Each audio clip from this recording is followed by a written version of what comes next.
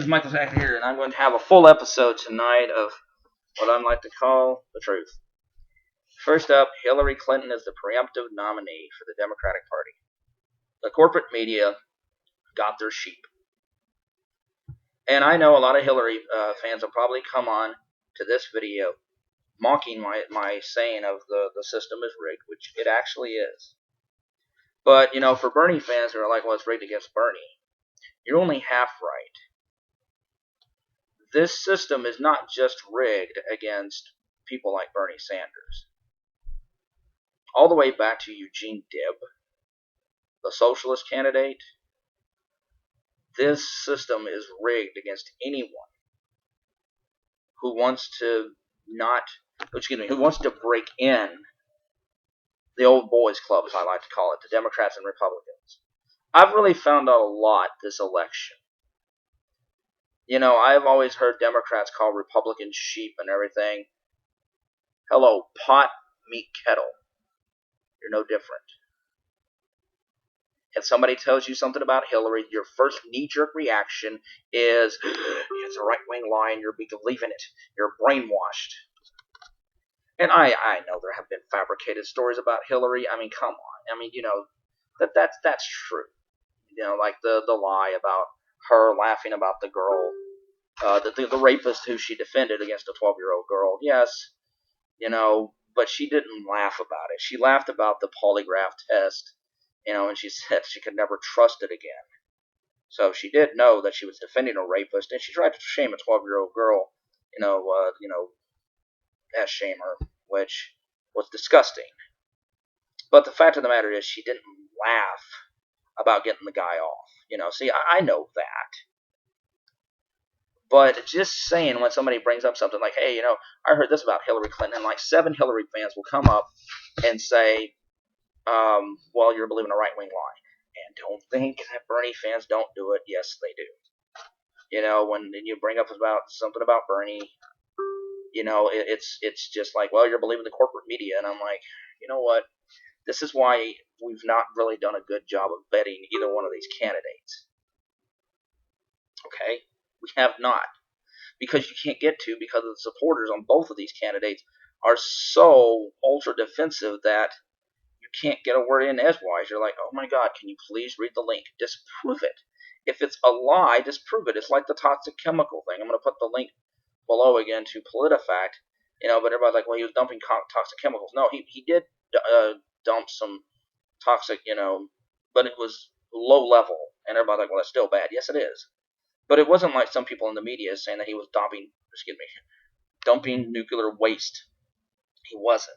It was more things like old broken parts and gloves and stuff, which is bad. It is. And I'm sorry that, to say this, Bernie fans, but he really screwed up on that one. It happens. You've been in the government long enough, you work in the government long enough, you're going to have those votes for you to sit there and go, why did I vote for that? That's just how it is. It's, it's life. Bernie is not perfect. He is just a guy. But does that make him a lesser candidate than Hillary? No. I still actually think of the three, Bernie, Trump, and Hillary. Out of the 3 bigger ones, I think Bernie is the best. Now, if you ask me who's better, Jill Stein or Bernie, I will say Jill Stein. But, even Jill Stein is not perfect. But that's just life. Don't try to make your candidate out as the innocent victim. That's not helping your cause. Okay? So, that's the opening story. Next up is the stupidest person in politics, ladies and gentlemen.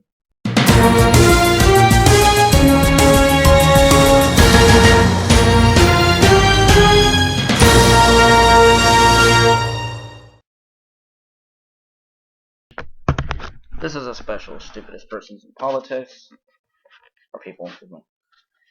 I'm only going to do one person tonight, and it's really not a guy in politics, but it's about a political issue.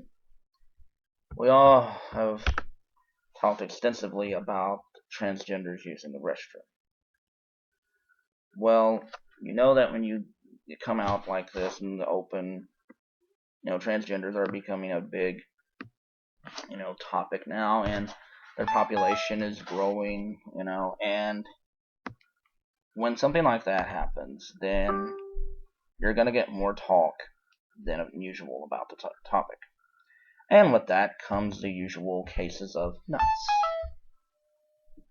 Well, this is no exception.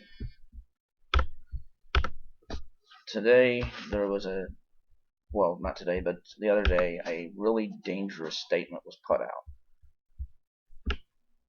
From Pathos, James Dobson, killed transgender people using public bathrooms. Evangelicalist James Dobson says transgender people using public bathrooms should be shot.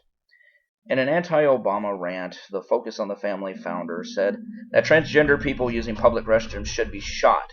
Writing for WorldNet Daily, Dobson complained that President Obama ordered to every public school in America is open all its bathroom facilities, including those that are used member of the opposite sex.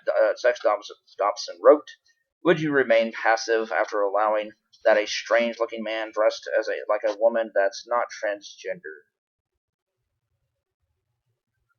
Like I said, I'm going to put pictures below, or maybe after this video, of transgender women. I'll probably do it in the links below. I want everybody to be like, wow, that really looks like that's a woman. That's a man.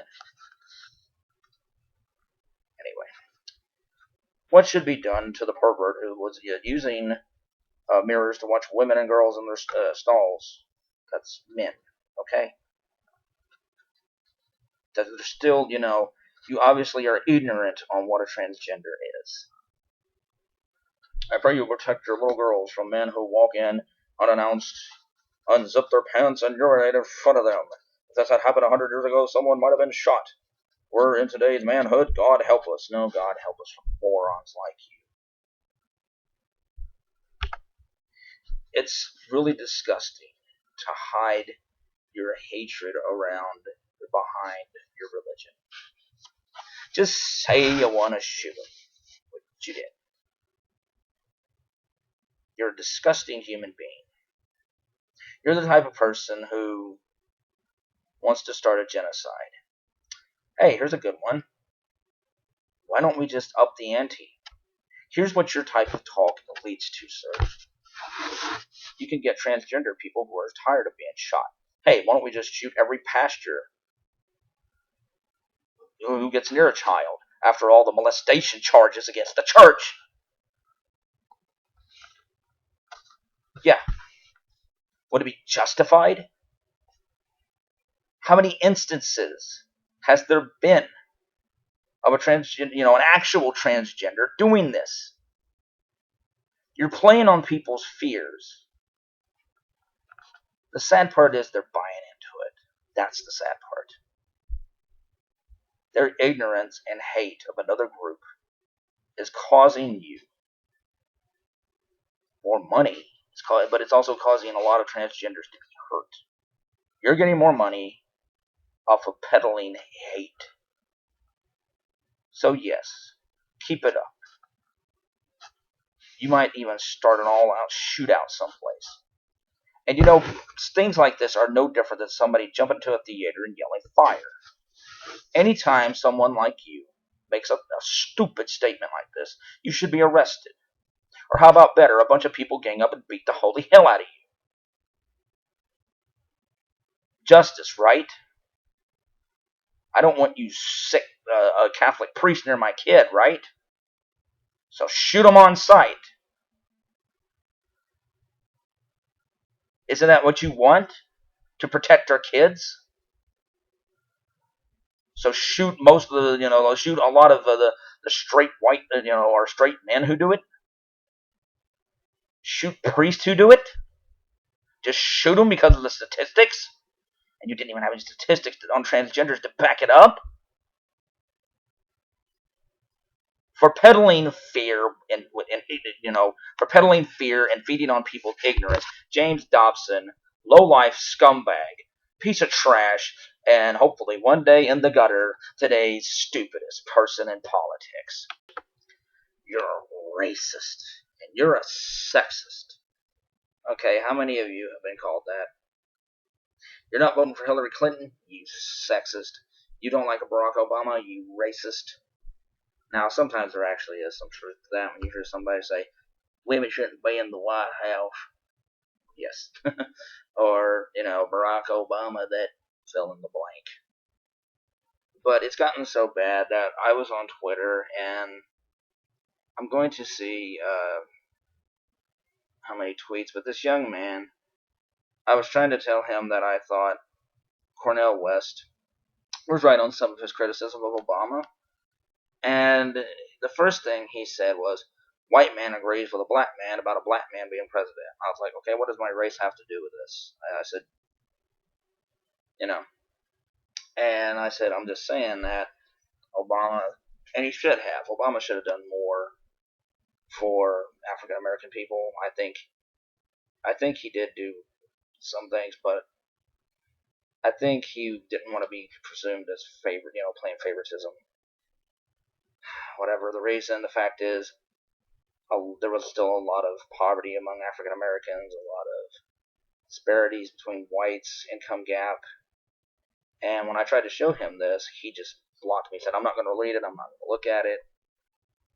And I also had a young lady call me cracker right out of the box. Just when I was just sitting there like, when did this happen? I mean, I'm not going to say they didn't use the term wrong, but, against me, I'm like, well, I guess. I mean, if you guys want to call me that, but there's no basis in it. I wasn't saying anything, not, discriminative against Obama or Hillary. I mean, it's one thing to put down Obama because he's black or Hillary because she's a woman. That is bigoted. But it's another thing when you just say, well, I don't like this policy or something, and people freak out. And I was watching the Amazing Atheist video. He was doing a video about making fun of this transgender who did a video saying that everybody was, everybody was or pretty much everybody was racist, sexist, or whatever. And I'm just sitting there like, a lot of people just don't know, especially racism, what the word means. So from Free Dictionary, let's go through it. From freedictionary.com, racism.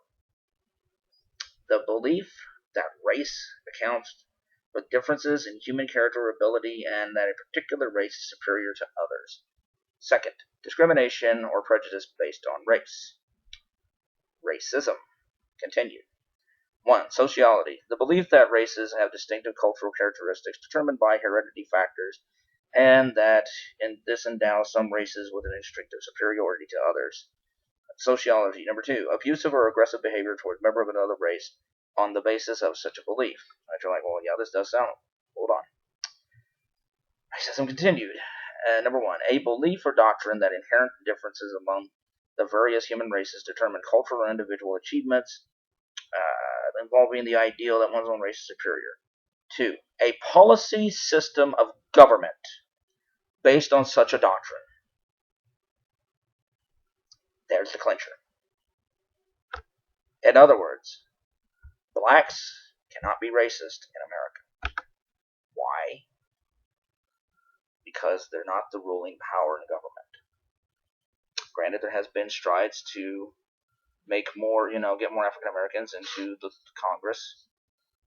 But if blacks were the majority of ruling government, the ruling class, and they said, well, you know what, we think Latinos and whites shouldn't go to the same school with us, that is racism. See, you're following the governing laws based on, the color of their skin, how you think that, they're inferior to others. Just that alone doesn't make you a racist. It's if you believe in the system of governing. It's the governing laws and stuff that are enacted. Like the grandfather law, the 3/5 law. Things like that, Jim Crow laws, like that are racist. Sexism is pretty much the same thing, the only difference is it's using an institutionalized system governing against women.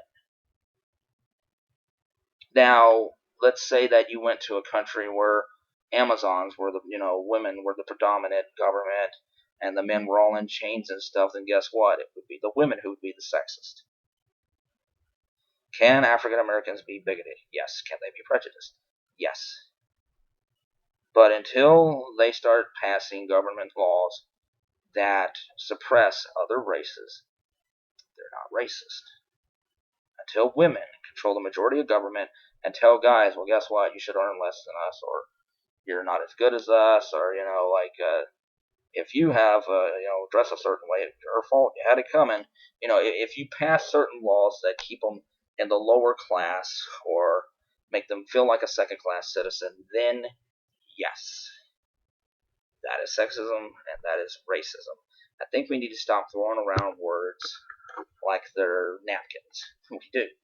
We throw them around, and I've done it, and I'm trying to quit doing it, and I still do it sometimes.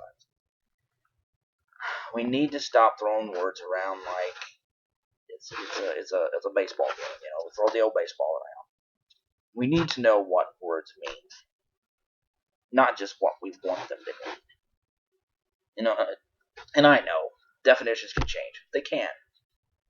But if you want to do an honest debate, you should go by, the legal definition or what something actually means. If sometimes the dictionary and stuff can get stuff wrong, so help change it.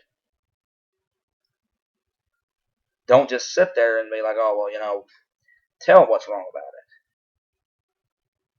it. So until though that day comes, and it's like, oh well, we got all this information, it's wrong about that. Here's the definition, what it should be.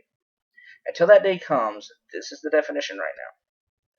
And African Americans and women are not racist and sexist in America.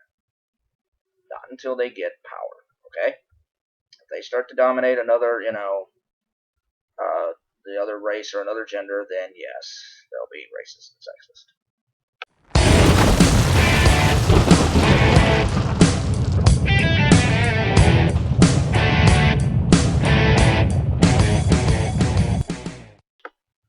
Hello, Michael Tackett here again.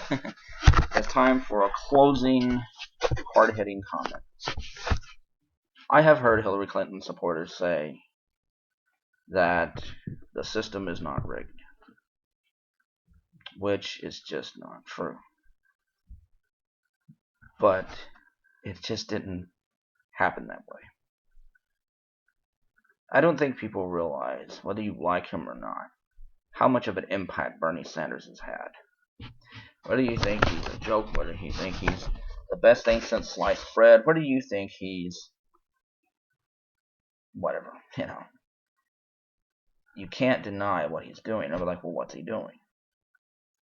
Jill Stein and Gary Johnson are getting more, they're getting more support now. Their support has gone up. Gary Johnson at 5% and Jill Stein at 3%. According to the Huffington Post, The Nation, I'll put one below, that Jill Stein's support has definitely gone up, and so has Gary Johnson.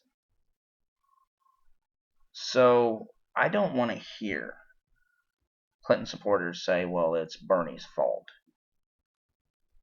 Maybe it's your fault, Democrats, for not nominating the right person. You may be nominating. Hillary might have been the right person back in 2008. But ever since the explosion of social media and the accessibility of the internet now, especially like on iPads and smartphones,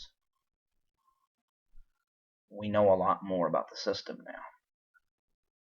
And Hillary Clinton is not looked at as a good, honorable candidate. What she's looked at is just another tool for the establishment.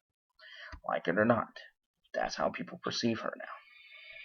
People like Trump and Sanders are looked at as the outsiders that the two big parties don't want. But you know what it seems like? It seems like, and I know a lot of people might get mad at this, but that the Republicans seem to want the change more than the Democrats. Maybe I'm wrong. But it seems that the GOP, a lot of their base anyway, wanted change. It's interesting. It's very interesting.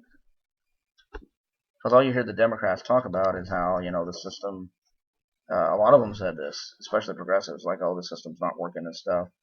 Well, maybe, just maybe, you guys do want the system. You just want your letter party in there. And just look at the evidence of what you've done to Bernie. Massive fraud allegations and stuff. And what do a lot of Democrats say? Nope, that's just a fairy tale. You're buying into it. And I'm just sitting there like, really? You're going to dismiss it that quick? I get made fun of, and I'm like, conspiracy theorists, tinfoil hats. But with the Republicans, it's true, right? Isn't it, Democrats? Oh, it's true on them, but not on me. I'm so glad I'm not a Democratic sheep anymore.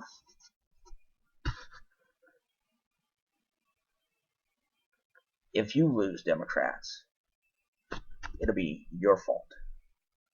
I know I've said this before, and I'll say it again. If the Democrats lose, it's their fault for nominating Hillary Clinton.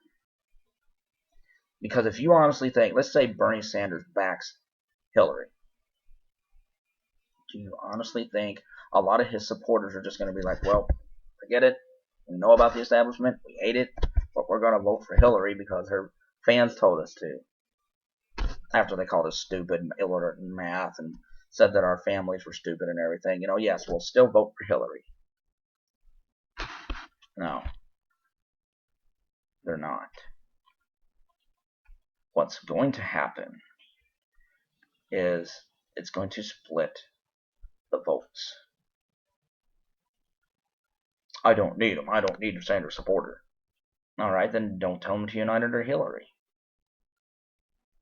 If you guys really don't need them, you see what I'm saying? There's a lot of real progressives who are going to jump ship.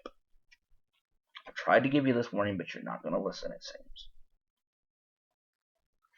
Hillary's our girl, yay! And let's say Jill Stein gets 10% of the vote. Well, that'll never happen, it says who. Let's say Jill Stein gets over 5 million to 6 million votes. Maybe even more.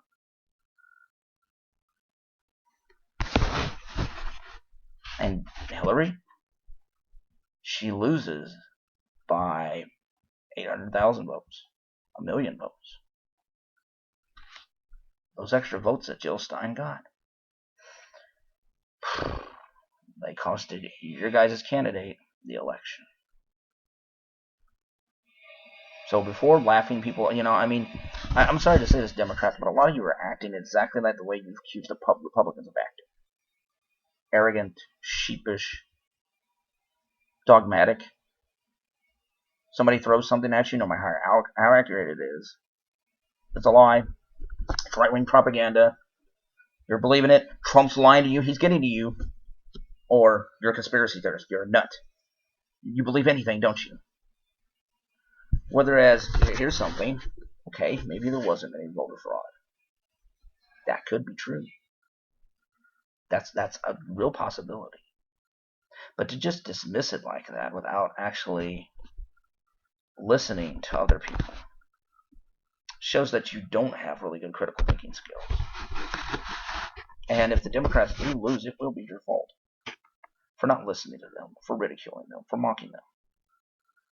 And as far as superdelegates go, I wonder what Hillary Clinton has now that she didn't have in 2008, that the superdelegates really didn't trust her, especially when it came towards the end of the election. Obama sewn up the nomination real easy. So just keep it up, Democrats. Just keep it up. Keep ignoring progressives. Keep acting like, oh, we got this in the bag. People say, oh, Donald Trump is the death of the Republican Party. He may be the death of the Democratic Party. You guys may see him as such an inferior candidate and such as a joke that has no chance at winning, that you'll just do anything, treat people any way you want, and nominate any person, no matter what people think of them. You'll ignore evidence. You'll dismiss people just because you think you have this in the bag. Whereas if you were fighting somebody that had a little bit more credibility, like Rand Paul even, or Ted Cruz, you might think more on this. You might be like, whoa, would Bernie be better? You might be listening to the polls. You might be listening to the fans. You might be listening, period. It's time to shape up or ship out Democrats because you may be on your way.